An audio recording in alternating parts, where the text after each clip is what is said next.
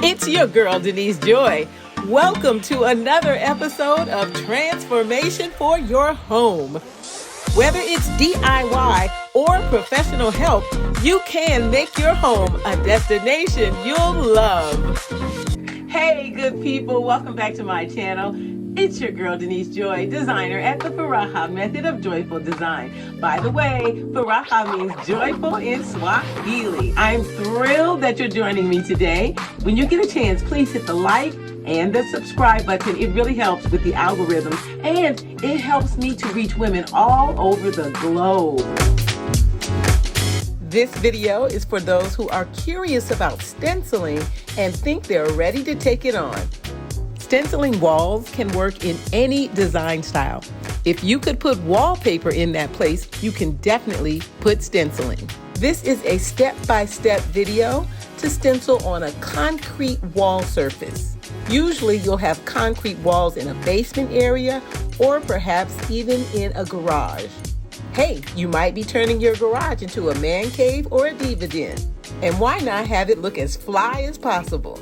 For concrete stenciling, you'll want to use a 3/4 inch nap roller. 3/4 inch nap roller is perfect for rough surfaces like concrete or masonry and even wood. You'll also need your favorite stencil, some stippling brushes, some paint cleaner like Crud Cutter, a paint tray, synthetic brushes, a couple of artist sponges, and some blue painter's tape. Stenciling can be an elaborate 2, 3, 4 color process, or you can go for a simple, elegant contrast using a bold color and a lighter color. In this video, we're just focusing on using 2 colors, a bold color and then a lighter color. I've done stenciling projects on several different surfaces, including wood furniture, smooth walls, rough surfaces like cinder block, and even outdoors on concrete. This time around, I wanted to create a YouTube studio in my unfinished basement. When I first moved into this home, I painted the walls yellow just to give the basement some oomph. But now I'm ready to elevate it to a whole nother level. What room in your home do you want to bring back to life? Let me know in the comments section below. First step was to change those yellow walls to a cool light white so that I could have that contrast to overlay the darker stencil color. When you're painting a room in your home, I suggest you start early, 5 or 6 o'clock in the morning. Get started, give the walls time to dry, 1, 2, maybe 3 hours, and then pick up that second coat later in the day. I completed the painting and the stenciling of this room in one weekend. The next weekend, I finished off the room design. Now it's time for you to learn the 6 easy steps so you can finish your project. Step number 1 in stenciling your cinder block walls, gather all of your supplies. Make sure you have everything that you need nearby. Step number 2, first practice stenciling on cardboard. This is a great way to get your rhythm and figure out exactly what you need to do.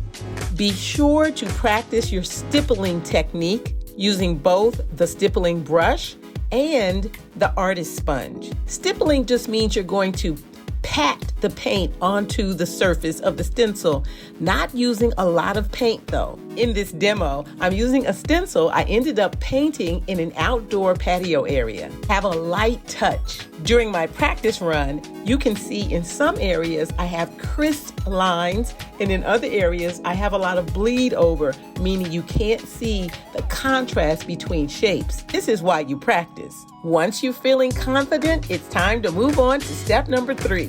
Step 3, tape your stencil on the wall. Stencils will have alignment marks, and you want to use those to create your set line. The set line you create with a level to make sure that your stencil stays straight as you move it along the wall. Pro tip, do not use masking tape. You have to use that blue or green painter's tape. That tape is designed to remove off of a painted wall without harming it.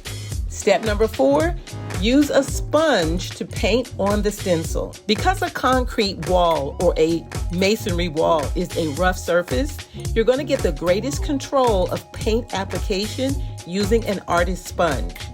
Notice how I'm just patting the paint into the stencil openings. To create darker saturation, you'll let the paint dry in between applications. So you're not trying to create a dark saturation on the first coat. You're going to do a couple of applications or layers to get greater saturation of color. Take your time working your way all around the stencil. Try not to lift up the edge of the stencil to look at your handiwork too much. You don't want to disrupt the crisp lines that you're creating using the stencil as your base. Oh, I forgot to mention, before you start stenciling, make sure that your walls, if they're freshly painted, that you've let them set for at least 24 hours. Step number 5, keep moving that stencil along the wall, keeping it straight by using the alignment dots in the corners of the stencil. Plus, your set line is a backup. That's that lightly drawn line you created using your level. Stenciling is such a beautifully meditative paint practice. I really enjoy it, and I encourage you to give it a try. Step 6, repeat, and repeat. Just keep moving methodically along your wall surface until you complete it. And if you have to break it up into 2 days or even 3 days, don't worry. The goal is to get the job done. Don't give up. Trust me, you can do it. Pro tip, don't fret if you think it doesn't look perfect. It's not supposed to look perfect. Just like wallpaper, stenciling is really a backdrop in a room. You'll see, once we start adding furnishings and decor, it's all going to come together. If you're feeling like you want to do some touch-up, which I have done before, take a small painter's brush and lightly fill in some areas that you feel need more saturation or even crisp up some of those lines. Everybody does it. Step number 7, now layer your room with furnishings and decor.